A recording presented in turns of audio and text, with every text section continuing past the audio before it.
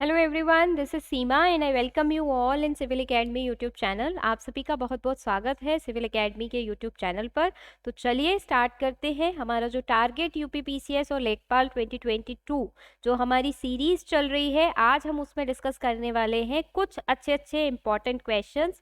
किसके? बायोलॉजी के, जीव विज्ञान के कुछ महत्वपूर्ण क्वेश्चन, इंपॉर्टेंट क्वेश्चंस देखेंगे हम, और उस क्वेश्चन से रिलेटेड कुछ स्टेटमेंट्स या फिर कुछ जो एक्सप्लेनेशन होता है उसको देखेंगे, जिससे कि हमारे एक ही क्वेश्चन के आंसर में 3-4 जो हमारे क्वेश्चंस होते हैं वो हमारे डील हो जाए। ठीक है, तो चलिए आप लोग तैयार हैं?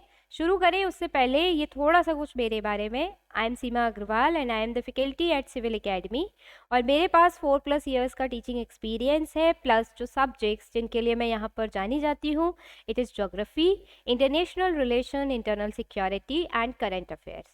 करंट अफेयर्स शो हमारे यूट्यूब चैनल पर होता है 9 PM या फिर 10 PM। 9 PM मैं लेती हूँ, 10 PM सर लेते हैं। तो आप चैनल को सब्सक्राइब कर लेंगे तो आपके पास करंट अफेयर्स का या जो क्लास का नोटिफिकेशन है वो पहुंच जाएगा, और आराम से आप हमारी करंट अफेयर्स की क्लास ले सकते हैं, जिसमें हम क्वेश्चन के साथ में फिर से पूरा एक्सप्लेन करके आपको बताते हैं कि लाइक किस तरीके से क्वेश्चन आपका और फ्रेम हो सकता है, कैसे आप उसको आंसर कर सकते हैं। ठीक है, तो चलिए आगे। आप लोगों के लिए बहुत ज़रूरी जानकारी ये है कि ये जो यूपी पीसीएस के लिए हमने एक सीरीज स्टार्ट की है स्पेसिफिकली, उसके लिए हमने एक टेलीग्राम ग्रुप भी बनाया है। आप इस टेलीग्राम ग्रुप को ज़रूर से ज्वाइन कर लीजिए, बिकॉज जितने भी लेक्चर्स आपके पास हो रहे हैं, चाहे हिंदी पे हुआ हो, हिंदी पे लिया हो मैंने, या फिर आपका ग्रामीण विकास पे लिया था, या फिर हिस्ट्री की टेस्ट सीरीज जो मैंने कराई है, वो सारे लेक्चर्स के PDF आपको यहीं पे मिलने वाले हैं। तो आप इस टेलीग्राम ग्रुप को और ज़रूर से ज्वाइन कर लीजिए अगर ज्वाइन नहीं किया है तो। ठीक, चलिए तो अब देर नहीं करूंगी और आपके सामने फर्स्ट क्वेश्चन लेकर के आ रही हूँ। जल्दी से आप लोग आंसर करेंगे इस क्वेश्चन का। जिन्हें पता है वो कमेंट सेक्शन में करेंगे, जिन्हें नहीं पता वो 2 मिनट रुकेंगे, मैं एक्सप्लेन करूंगी इसको। ठीक है, हिंदी में लिखा है क्वेश्चन, बट मैं इंग्लिश में आपको समझा दूंगी तो आप लोगों को आंसर करने में आसानी रहेगी। जीव विज्ञान शब्द का प्रयोग सर्वप्रथम किसने किया था? जीव विज्ञान यानी बायोलॉजी। बायोलॉजी जो आपका वर्ड है, the word biology is first used by, किसने पहली बार जीव विज्ञान शब्द का जो प्रयोग है वो पहली बार किया था? अरस्तु, लेमार्क, पुरकिंजे या वॉन मॉल? 4 साइंटिस्ट या बायोलॉजिस्ट के नाम लिखे हैं, आप सब इनसे फैमिलियर होंगे, कुछ कुछ याद आ रहा होगा। बिल्कुल सही, अरस्तु जो आपके ये थे, सॉरी लेमार्क जो थे, जिन्होंने विकासवाद का सिद्धांत दिया था। लेमार्किज्म जिसे हम कहते हैं, जिसे हम विकासवाद का सिद्धांत या थ्योरी ऑफ डेवलपमेंट के नाम से जानते हैं, वो किसने दी थी? लेमार्क ने दी थी। जिसमें हम कौन सा एग्जाम्पल देखते हैं? वो देखते हैं ना जैब्रा, आपका कौन है, हाँ जेब्रा, जेब्रा है या अरे जिसकी गर्दन सबसे लंबी होती है, मैं एकदम से उसका नाम भूली, जिराफ। जिराफ का एग्जाम्पल देखते हैं। उसमें ये क्या बताते हैं कि ऑर्गन्स जो आपके यूज किए जाते रहते हैं, ऑर्गन्स जो आपके यूज होते हैं वो आपके डेवलप होते जाते हैं और ज़्यादा डेवलप होते जाते हैं, और इसी तरीके से ह्यूमंस में या फिर जो हमारे ऑर्गेनिज्म है उनमें इवोल्यूशन हुआ है। यानी विकासवाद का सिद्धांत किसने दिया था पूछ लिया जाता है, लेमार्क ने दिया था, और इन्होंने ही सबसे पहली बार जीव विज्ञान शब्द का प्रयोग भी किया था। यहाँ से आप ध्यान रखेंगे। विकासवाद में उन्होंने क्या बताया था कि जो जिराफ है वो अपनी गर्दन का, क्योंकि क्लाइमेटिक कंडीशन बदली, अब उसे नीचे घास नहीं मिल रही थी, उसे ऊपर के पेड़ों से पत्तियां खानी थी और जीवित रहना था, इसीलिए उसने अपनी गर्दन को ऊपर उठा उठा के खाना शुरू किया, जिसकी वजह से उसकी जो गर्दन है वो इतनी लंबी है। यहाँ से जो बायोलॉजी का एक और फैक्ट याद रखेंगे, ईसोफेगस थोड़ा सा अलग है, डाइजेस्टिव सिस्टम से रिलेटेड है, लेकिन ईसोफेगस आपको पता है डाइजेस्टिव सिस्टम का पार्ट है, पाचन तंत्र का भाग होता है ईसोफेगस। अगर पूछ लिया जाए सबसे बड़ा ईसोफेगस या सबसे लंबा ईसोफेगस किसका होता है, तो वो जिराफ का ही होता है। कारण ये है कि उसकी गर्दन क्योंकि इतनी लंबी होती है, जिस वजह से उसका जो ईसोफेगस होता है वो बहुत बड़ा हो जाता है। ठीक, तो यहाँ से एक क्वेश्चन ये भी ध्यान रखेंगे, लार्जेस्ट ईसोफेगस किसका होता है या किसका होता है तो वो जिराफ का होता है। विकासवाद का सिद्धांत किसने दिया था? दिया था आपका लेमार्क ने। लेमार्क ने ही जीव विज्ञान शब्द को पहली बार इस्तेमाल किया था या पहली बार प्रयोग किया था। 3 आंसर्स मैंने आपको यहाँ से बता दिए हैं, ठीक है। चले क्वेश्चन नंबर 2 पर। चलिए क्वेश्चन नंबर 2 पूछ रहा है, वनस्पति विज्ञान के जनक कौन है? अरस्तु, ओस्टवाल्ड टिप्पो, कैरोलस लीनियस या थियोफ्रेस्टा? तो सही आंसर आप बिल्कुल सही गेस कर रहे हैं, इट इज डी, थियोफ्रेस्टा। थियोफ्रेस्टा या थियोफ्रेस्टिस भी बोलते हैं इनको, थियोफ्रेस्टिस भी बोलते हैं। ये बॉटनी के आपके जनक माने जाते हैं, या फादर ऑफ बॉटनी किसे कहते हैं पूछा जाएगा तो थियोफ्रेस्टिस या थियोफ्रेस्टा को कहते हैं, ठीक। अब मुझे यहाँ से एक और चीज आप लोगों को ध्यान याद रखवानी है, और वो है कि अगर हम बात करते हैं नेशनल इंस्टीट्यूट ऑफ बॉटनी यानी वनस्पति विज्ञान का, या नेशनल इंस्टीट्यूट ऑफ बॉटनी कहाँ पर है लोकेटेड? तो आपका ये लोकेटेड है लखनऊ में। याद रखेंगे यहाँ से, नेशनल इंस्टीट्यूट ऑफ बॉटनी कहाँ पर है? लखनऊ में आपका स्थित है नेशनल इंस्टीट्यूट ऑफ बॉटनी, जिसे हम क्या कहते हैं, जो वनस्पति विज्ञान का संस्थान है वो कहाँ पर? राष्ट्रीय वनस्पति विज्ञान संस्थान कहाँ पर है? लखनऊ में। फादर ऑफ बॉटनी किसे कहते हैं? थियोफ्रेस्टा को कहते हैं। वनस्पति विज्ञान का जनक किसे कहते हैं? थियोफ्रेस्टा को कहते हैं, ठीक। अब क्वेश्चन नंबर 2 याद हो गया। अब चलते हैं क्वेश्चन नंबर 3 पर। अब हमने देखा वनस्पति विज्ञान यानी बॉटनी के जो जनक थे वो तो थियोफ्रेस्टिस थे, और जीव विज्ञान शब्द पहली बार लेमार्क ने इस्तेमाल किया था। लेकिन जीव विज्ञान के जनक कौन है? फादर ऑफ ज़ूलॉजी किसे कहते हैं? फादर ऑफ ज़ूलॉजी या जीव विज्ञान के जो आपके जनक है वो किसको कहते हैं? फादर ऑफ ज़ूलॉजी किसको कहते हैं? तो जल्दी बताएंगे आंसर। बिल्कुल सही, फादर ऑफ ज़ूलॉजी हैं आपके अरस्तु, जिन्हें एरिस्टोटल कहते हैं इंग्लिश में, एरिस्टोटल या फिर अरस्तु, ठीक। डार्विन क्यों फेमस है? बिल्कुल, डार्विन अपने survival of the fittest, natural selection का जो इन्होंने लॉ दिया था, सर्वाइवल ऑफ द फिटेस्ट की वो बात करते हैं। वो कौन है आपके? डार्विन। डार्विन मतलब ये कहते हैं कि वही स्पीशीज जीवित रहती है जो खुद को परिवर्तित कर लेती है, खुद को बदल लेती है according to the change condition of nature के बदलने के हिसाब से। वही आपका जीवित रहेगा जो सरवाइव करेगा, जो कि फिट होगा। जो फिट होगा वही आपका सरवाइव करेगा, ऐसा कहते हैं Darwin. Survival of the fittest की बात करते हैं डार्विन। और एक डार्विन किस यान पे बैठ कर के उन्होंने सारी ये जो अपनी नेचुरल सिलेक्शन का लॉ किया था, ये बहुत पूछा जाता है। तो ये आप मुझे कमेंट सेक्शन में बताएंगे कि किस शिप पर बैठ कर के इन्होंने, शिप का नाम अक्सर पूछा जाता है, किस शिप पर बैठ कर के ये गए थे अपनी रिसर्च के लिए, मैटर को कलेक्ट करने, नेचुरल सिलेक्शन का लॉ जब उन्होंने दिया था तब, ठीक। अब यहाँ से ये पुरकिंजे भी लिख सकते हैं, ये परकिंजे भी बहुत से लोग बोलते हैं। तीसरे जो साइंटिस्ट, लेमार्क के बारे में हमने देख लिया। अरस्तु जो है ये जीव विज्ञान के जनक कहे जाते हैं आपके, जबकि जीव विज्ञान शब्द को पहली बार लेमार्क ने इस्तेमाल किया था। पुरकिंजे क्यों जाने जाते हैं आपके? पुरकिंजे जाने जाते हैं प्रोटोप्लाज्म के लिए, जीव द्रव्य के लिए। किस लिए जाने जाते हैं ये? प्रोटोप्लाज्म के लिए, जीव द्रव्य के लिए जाने जाते हैं आपके पुरकिंजे। और पुरकिंजे फाइबर्स कहाँ पे मिलते हैं ये आप मुझे बताओगे कमेंट सेक्शन में। बायोलॉजी की क्लास चल रही है भाई, 1-2 क्वेश्चन तो मैं आपसे इससे रिलेटेड पूछूंगी ही पूछूंगी। पुरकिंजे फाइबर्स आपके मिलते हैं, कहाँ मिलते हैं पुरकिंजे फाइबर्स? जल्दी से बताओगे मुझे कमेंट सेक्शन में।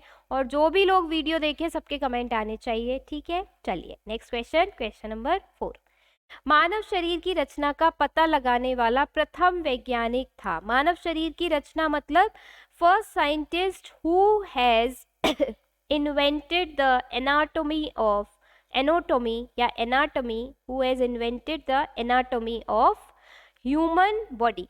तो ह्यूमन बॉडी की जो एनाटॉमी है वो पहली बार किस वैज्ञानिक ने इसका पता लगाया था? जल्दी से आंसर देंगे। पहला ऑप्शन दिया है एंड्रियास विसेलियस, क्या इन्होंने पता लगाया था? दूसरा गैलेन, तीसरा लेमार्क, चौथा ल्यूवेनहॉक। तो लेमार्क तो नहीं है, अभी हमने देखा विकासवाद के सिद्धांत से संबंधित है लेमार्क। ल्यूवेनहॉक आपके कुछ बैक्टीरियोलॉजी से संबंधित है, बैक्टीरिया वगैरह की खोज से संबंधित है आपके ल्यूवेनहॉक। तो अब बच जाते हैं आपके पास दो option, one is Andreas Vesalius और नेक्स्ट वन इज गैलन। तो जल्दी से आंसर करेंगे, यस बिल्कुल एंड्रियास विसेलियस जो थे ही वॉज द बायोलॉजिस्ट, ये बायोलॉजिस्ट थे जिन्होंने पहली बार मानव शरीर की, ह्यूमन बॉडी की एनाटॉमी के बारे में बताया था। अब एनाटॉमी क्या होती है या मानव शरीर की रचना के बारे में बताया था। एनाटॉमी बेसिकली आपकी होती है कि आपकी बॉडी का स्ट्रक्चर कैसा है। It is the branch of biology या बायोलॉजी की वह शाखा जो स्ट्रक्चर ऑफ बॉडी की संरचना कैसी है, अंदर आपके अंदर डाइजेस्टिव सिस्टम है तो डाइजेस्टिव सिस्टम की संरचना कैसी है ये उसके बारे में बताता है। ठीक है, ये उसके बारे में बताता है। एनाटॉमी जो ब्रांच होती है शरीर की रचना के बारे में बताता है, उसके स्ट्रक्चर के बारे में बताता है, संरचना के बारे में बताता है कि हमारे शरीर की संरचना कैसी है। तो बायोलॉजी की ऐसी ब्रांच आपको पता होगा, बहुत सारी ब्रांचेस हैं बायोलॉजी की, जैसे कि फिजियोलॉजी, जैसे कि मॉर्फोलॉजी, आप लोगों को पता होगा, आकारिकी, मॉर्फोलॉजी, फिजियोलॉजी, देन टेक्सोनॉमी, बहुत सारी ब्रांचेस हैं। तो एनाटॉमी एक ऐसी ब्रांच है जो स्ट्रक्चर ऑफ बॉडी के साथ में डील करती है। ठीक है, चले नेक्स्ट क्वेश्चन, आंसर हो जाएगा इसका ए। नाउ नेक्स्ट, रुधिर परिसंचरण तंत्र यानी ब्लड सर्कुलेटरी सिस्टम। बहुत सिंपल क्वेश्चन मैंने आपसे पूछे हैं, ब्लड सर्कुलेटरी सिस्टम, लेकिन ये इंपॉर्टेंट है सारे क्वेश्चंस। ब्लड सर्कुलेटरी सिस्टम की अगर हम बात करते हैं तो इसकी खोज किस वैज्ञानिक ने की थी? So which scientist has invented the blood circulation system? पहली बार किसने बताया था कि जो हमारे यहाँ बॉडी के अंदर ब्लड सर्कुलेशन का एक पूरा सिस्टम है। ब्लड सर्कुलेशन का system in the sense heart से होकर के वेना केवा में जाता है, पल्मोनरी आर्टरीज के थ्रू होते हुए फिर आपकी छोटी छोटी और आर्टरीज में बहता है। कौन सी वेन निकलती है जिसे जो कि डीऑक्सीजनेटेड ब्लड लेकर के जाती है, कोई ऑक्सीजनेटेड ब्लड लेकर के जाती है, कहाँ से किस तरीके से पूरी बॉडी में जो सर्कुलेशन है ब्लड का वो होता है। यानी बॉडी के अंदर ब्लड का सर्कुलेशन किस तरीके से होता है, पहली बार जो साइंटिस्ट ने बताया था उनका नाम है विलियम हार्वे। ये थोड़ी सी प्रिंटिंग मिस्टेक है, टाइपिंग मिस्टेक है, इसे करेक्ट करेंगे। It is William Harvey, Harvey HARVEY, it is William Harvey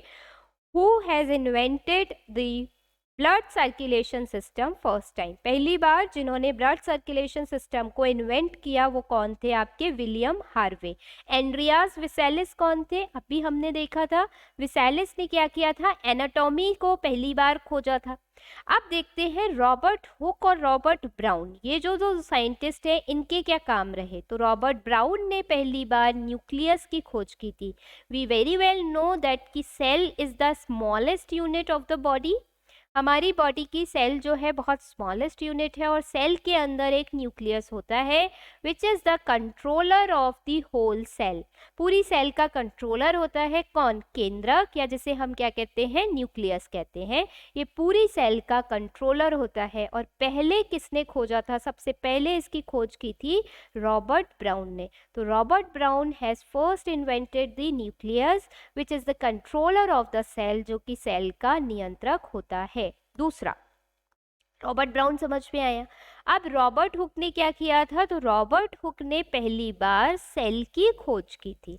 तो कोशिका की खोज सबसे पहले रॉबर्ट हुक ने की थी, जबकि रॉबर्ट ब्राउन ने सबसे पहली बार न्यूक्लियस की खोज की थी, जो कि आपका कंट्रोलर होता है किसका? सेल का।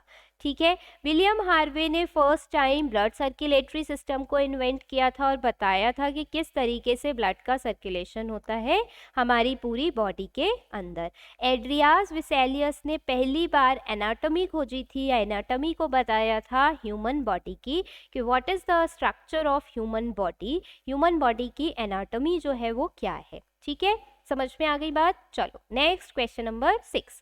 जीव विज्ञान की शाखा जिसमें जीवों के वर्गीकरण का अध्ययन किया जाता है। हमारे यहाँ पर इतनी डाइवर्सिटी है, इतने सारे ऑर्गेनिज्म मिलते हैं, हर किसी के अलग अलग फीचर्स हैं, तो फीचर्स के अकॉर्डिंग हमने क्या किया है, क्लासिफिकेशन किया है ऑर्गेनिज्म का। अब जो इस क्लासिफिकेशन को करती है, so the branch of biology which deals with the classification of organism. Classification of organism से संबंधित ऐसी कौन सी ब्रांच है बायोलॉजी की? पहला है आनुवांशिकी यानी जेनेटिक्स, इसे हम कहते हैं जेनेटिक्स। नंबर 2 कोशिकी यानी कि साइटोलॉजी, मैं इंग्लिश में आपको बता देती हूँ यहाँ पर। नंबर 3 वर्गीकी यानी कि taxonomy, and number 4 it is biochemistry, taxonomy and number 4 it is biochemistry। ठीक है, तो आपको बताना है तीनों में से, चारों में से कौन सा सही है। Yes, absolutely correct, it is C, that is taxonomy. तो taxonomy is the branch of science, taxonomy is the branch of, you can say biology, biology की ब्रांच है which deals with the classification of organism, जीवों के वर्गीकरण से संबंधित है। अब यहाँ से दो चीज़ें याद रखेंगे, हमने स्टार्टिंग में जो हमारे बायोलॉजिस्ट थे, they have given the binomial nomenclature, यानी हर एक जीव को दो नामों से या बाइनोमियल नोमेनक्लेचर हमने किया, उसका नामकरण किया, बाइनोमियल नोमेनक्लेचर किया, द्विनाम पद्धति को अपनाया। जैसे सपोज अगर आपका चूहा है तो उसका दो नाम होगा, एक एक्स एक वाई, ये जुड़ कर के होगा। पहला जो शो करेगा वो उसके जीनस को और दूसरा उसको शो करता है उसकी स्पीशीज को। जैसे Mangifera indica is the name of mango, मान लो Mangifera indica is the name of mango, तो Mangifera is shows its genus and indica is shows its जो उसकी क्या है लाइक स्पीशीज है, वो शो करती है इंडिका।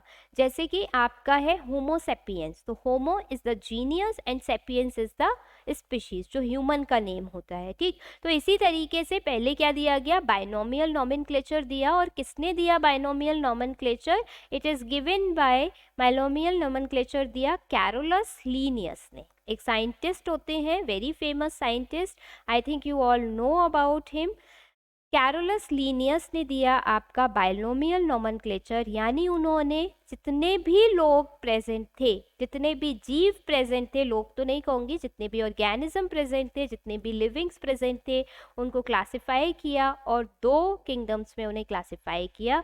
बाइनोमियल नोमेनक्लेचर दिया उन्होंने, दो किंगडम में क्लासिफाई किया, एक प्लांटी और एक एनिमेलिया। ठीक है, एक वनस्पति जगत और एक जीव जगत।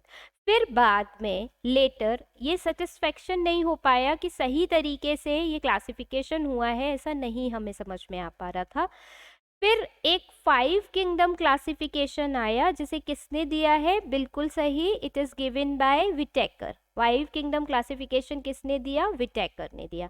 तो दो बातें यहाँ से ध्यान रखेंगे, taxonomy is the branch of biology which deals with the classification of organism, genetics, cytology, taxonomy वो ब्रांच है जो आपकी डील करती है क्लासिफिकेशन ऑफ ऑर्गेनिज्म से। क्लासिफिकेशन का बाइनोमियल जो क्लासिफिकेशन था, it is given by Carolus Linnaeus and 5 kingdom classification is given by Whittaker. ठीक है, चलो आगे चले क्वेश्चन नंबर 7 पर।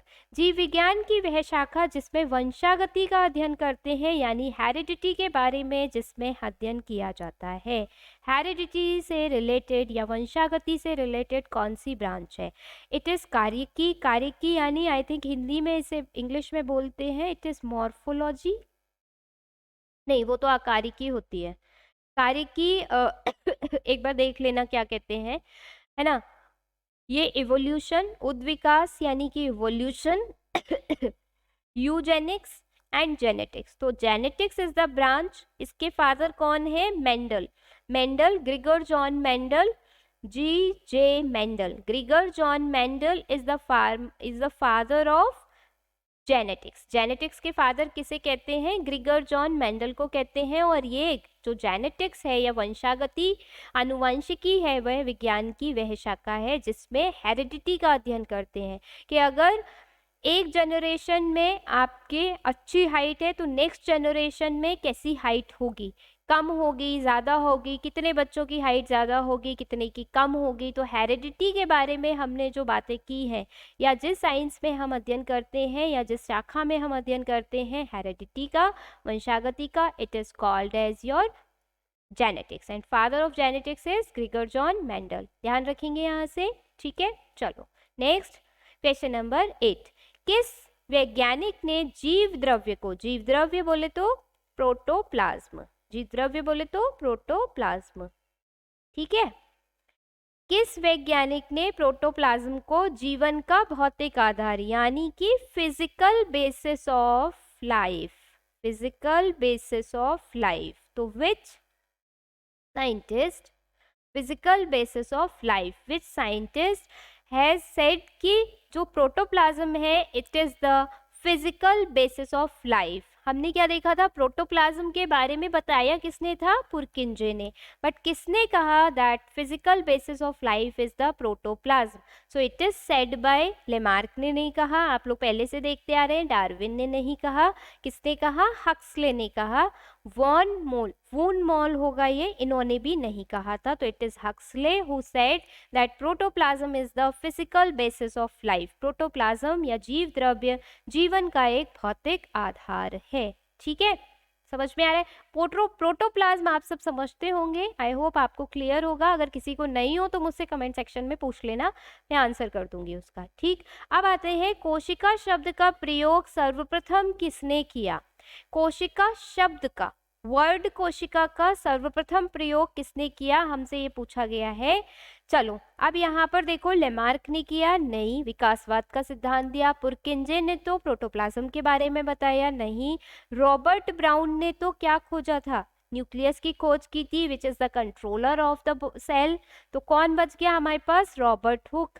तो कोशिका शब्द का सर्वप्रथम प्रयोग किसने किया रॉबर्ट हुक ने किया, कब किया, 1665 में किया, कब किया, 1665 में किया, रॉबर्ट हुक ने कोशिका शब्द का सबसे पहले प्रयोग किया। और कोशिका क्या होती है, it is the unit of any body, किसी भी शरीर की जो सबसे छोटी इकाई है, it is the smallest unit of the body, क्या है, सबसे छोटी इकाई जो है बॉडी की, शरीर की सबसे छोटी इकाई, जिस प्रकार से एक मकान ईंटों से बनकर बना होता है, ईंट उसकी सबसे छोटी इकाई होती है, सेम एक बॉडी, एक शरीर कोशिका से बना होता है, बहुत सारी कोशिकाओं से बना होता है, एंड कोशिका उसकी एक स्मॉलेस्ट यूनिट होती है, ठीक है। चलो नेक्स्ट क्वेश्चन नंबर 10 पर, वातावरण व जीवों के संबंध के अध्ययन को कहते हैं, तो स्टडी ऑफ, यहाँ पे मैं इसे ट्रांसलेट कर देती हूँ, study of relation between environment and organism, environment and organism, यानी कि जीवों और उनके वातावरण के साथ में जो संबंध है, जो इंटर रिलेशन है, उसे हम क्या कहते हैं, बिल्कुल यहाँ से फाइंड आउट करिए, अनुवांशिकी नहीं हो सकता, रिलेटेड टू हेरिडिटी, साइटोलॉजी कोशिकी नहीं हो सकता, साइटोलॉजी क्या है, कोशिकी क्या है, cytology is the branch which deals with the, या जो अध्ययन है किसका, स्टडी ऑफ सेल्स, सेल की स्टडी से रिलेटेड होता है साइटोलॉजी। जीवाश्मिकी या जिसे हम बोलते हैं प्लेंटोलॉजी, प्लेंटोलॉजी ये किससे रिलेटेड है, जो फॉसिल्स का अध्ययन होता है या स्टडी ऑफ फॉसिल्स, उसे हम कहते हैं जीवाश्मिकी। तो ये क्या बच गया, पारिस्थितिकी यानी कि इकोसिस्टम, ठीक है, ecosystem is the study of relationship between the environment and the organism, यानी जीव के अपने वातावरण के साथ के संबंध को हम क्या कहते हैं, इकोसिस्टम कहते हैं, पारिस्थितिकी कहते हैं, ठीक है। तो A will be the right answer, समझते चल रहे हैं इसको, ठीक। लाओ नेक्स्ट क्वेश्चन, कोशिका सिद्धांत या फिर सेल थ्योरी, बहुत सिंपल है, कई बार आप लोगों ने पढ़ा होगा, एक बार में आंसर कर देंगे। सेल थ्योरी किसने दी, स्लीडन एवं स्वान ने, स्लीडन एंड स्वान ने सेल थ्योरी दी थी, कोशिका का सिद्धांत दिया था। और इसमें से जो स्लीडन थे वो कौन थे, जूलॉजिस्ट या बॉटनिस्ट, स्लीडन एवं स्वान में से जो स्लीडन थे वो जूलॉजिस्ट थे और स्वान जो थे वो बॉटनिस्ट थे। ये एक जीव विज्ञान शास्त्री थे और वो एक वनस्पति विज्ञान शास्त्री थे। कोशिका सिद्धांत, सेल थ्योरी किसने दी? स्लीडन एंड स्वान ने दी। किस ईयर में दी ये आप पर छोड़ रही हूँ, आप मुझे बताएंगे किस ईयर में सेल थ्योरी स्लीडन एवं स्वान के द्वारा दी गई। कोशिका का सिद्धांत किस ईयर में दिया? स्लीडन एवं स्वान ने। बताओ जल्दी से मुझे कमेंट सेक्शन में। बहुत सारे क्वेश्चन मैं आप पर छोड़ रही हूँ, आप लोग आंसर जरूर दीजिएगा उसके, ठीक है। नहीं पता तो लिख देना कि नहीं पता, सो दैट कि मैं उसे आंसर कर दूं, जिससे कि आपके वहीं पे वो क्वेश्चन रेडी हो जाए। अब नेक्स्ट क्वेश्चन नंबर 12 पे आते हैं। देखिए क्या कह रहा है क्वेश्चन, जीवाश्मिकी यानी प्लेंटोलॉजी। क्या है? प्लेंटोलॉजी। स्पेलिंग थोड़ा देखिएगा, हो सकता है मे भी गलत हो सकती है, मतलब समझ लीजिएगा। प्लेंटोलॉजी के अंतर्गत किसका अध्ययन किया जाता है? मैंने अभी अभी बताया किसका अध्ययन किया जाता है भाई? जीवाश्मों का, ठीक है। और हमारे यहाँ प्लेंटोलॉजी का जो इंस्टीट्यूट है, नेशनल इंस्टीट्यूट ऑफ प्लेंटोलॉजी, कहाँ पर है? बिल्कुल सही, ये भी लखनऊ में ही है। लखनऊ में है, जहाँ पर कौन सा इंस्टीट्यूट है? नेशनल इंस्टीट्यूट ऑफ बॉटनी है, जहाँ पर जिसे हम बीरबल साहनी इंस्टीट्यूट भी कहते हैं। National institute of botanical science, it is in Lucknow, and national institute of palaeontology, it is also in Lucknow, ठीक है। ठीक, अब मिट्टी की रचना को हम क्या बोलते हैं बताओ? इसे हम कहते हैं, बताओ, पेडोलॉजी। पेडोलॉजी, ठीक है, ध्यान रखेंगे, बिल्कुल याद रहेगा, ठीक है। पीडोलॉजी, पेडोलॉजी कुछ भी कह सकते हैं, ठीक। तो आंसर बना बी। नेक्स्ट आता है मत्स्य पालन का अध्ययन यानी कि फिशरी कल्टीवेशन या फिश कल्टीवेशन। बहुत सिंपल है, बिल्कुल याद कर लेंगे यहीं से इसको। Fish cultivation, study of fish cultivation किसके अंतर्गत आता है? यस, इक्थियोलॉजी, सेरिकल्चर, एपीकल्चर, या इनमें से कोई नहीं, तो इसे तो हटा दो। Apiculture is related to bee production, bee cultivation, bee यानी मधुमक्खी पालन से संबंधित है आपका apiculture. Sericulture is related to silk production, silk यानी सिल्क का जो कीड़ा होता है उससे रिलेटेड है क्या आपका? Sericulture is related to silk production. तो क्या बच गया? एक ही बच गया। Ichthyology, ichthyology is related to fish cultivation. तो मत्स्य पालन से संबंधित क्या है? इक्थियोलॉजी, ठीक है। नेक्स्ट आ जाओ, क्वेश्चन नंबर 14, डेंड्रोलॉजी। डेंड्रोलॉजी किसके अध्ययन से संबंधित है? जल्दी से बताएंगे। डेंड्रोलॉजी किसके अध्ययन से संबंधित है? वृक्षों के अध्ययन से, ट्रीज का जो अध्ययन होता है उससे रिलेटेड है आपका डेंड्रोलॉजी। पुष्पों के अध्ययन को, फ्लावर के अध्ययन को क्या बोलते हैं? हॉर्टिकल्चर, इट इज हॉर्टिकल्चर, ठीक है। और वृक्षों, ट्रीज के अध्ययन को बोलते हैं क्या? डेंड्रोलॉजी। यहाँ से ये भी ध्यान रखेंगे, बिल्कुल, ठीक है। ट्रीज के, पौधों के अध्ययन को नहीं, ट्रीज के अध्ययन को। ट्री और पौधों में अंतर होता है, बड़े बड़े वृक्ष के अध्ययन को और पौधा यानी छोटा पौधा के अध्ययन को, ठीक। चलो next, question number 15 and the last question of today's session. जल्दी से आंसर करेंगे। वह खोज जिसके कारण मेंडल का नाम प्रसिद्ध है, मैंने आपको बता दिया, एक है, काट दीजिए, गलती से टाइप हो गया है। उत्परिवर्तन सिद्धांत, आनुवंशिकी के नियम। तो Mendel is associated with genetics के लॉज, उन्होंने जेनेटिक्स के लॉज दिए थे। मेंडल ने जेनेटिक्स के जो नियम है वो दिए थे। कोशिका का सिद्धांत स्लीडन एवं स्वान ने दिया था। उत्परिवर्तन यानी म्यूटेशन थ्योरी, उत्परिवर्तन is mutation theory. Mutation word आपने अभी बहुत सुना होगा ड्यूरिंग द कोविड पैंडेमिक, हमने कई बार इस वर्ड को यूज किया है, कई बार हमें चर्चाओं में देखने को मिला है कि वायरस म्यूटेंट हो गया, यानी वायरस पे सडन चेंज आ गया, सडन परिवर्तन आ गया, उसे हम क्या बोलते हैं? म्यूटेशन बोलते हैं। तो म्यूटेशन की थ्योरी किसने दी थी? याद रखेंगे यहाँ से, Hugo de Vries, Hugo de Vries, इन्होंने दी थी म्यूटेशन की थ्योरी। मेंडल ने दी थी आनुवंशिकी, जेनेटिक्स के रूल्स, और कोशिका का सिद्धांत दिया था आपका स्लीडन एवं स्वान ने, ठीक है। So this was the last question. Mutation की थ्योरी किसने दी थी? याद रखेंगे, स्लीडन एवं स्वान याद रखेंगे। जो क्वेश्चंस मैंने बीच बीच में पूछे हैं उनके आंसर मुझे कमेंट सेक्शन में ज़रूर से बताएंगे। क्लास अगर पसंद आई हो तो अपना काम कर दीजिए भाई, चैनल को लाइक, सब्सक्राइब और सेशन को शेयर कर दीजिए, और बने रहिए सिविल एकेडमी के साथ में ऐसे ही अच्छे अच्छे क्वेश्चंस की प्रैक्टिस करने के लिए। Thank you so much, have a nice day.